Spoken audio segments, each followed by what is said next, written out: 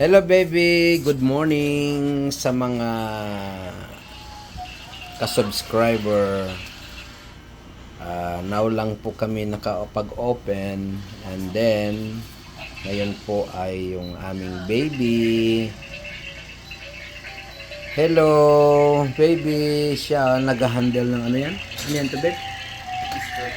Mr. Pig. Ayan, gustong gusto niya paglaro.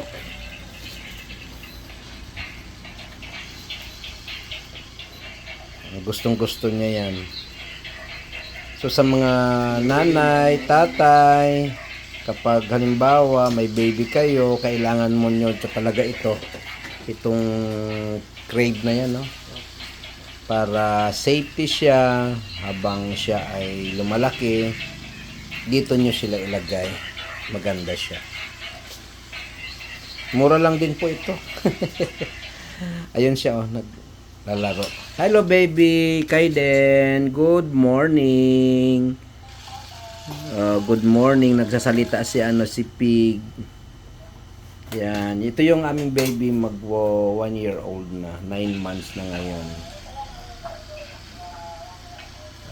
So far siya ngayon ay lumalaki na at siya ay 7 months lang ito, immature.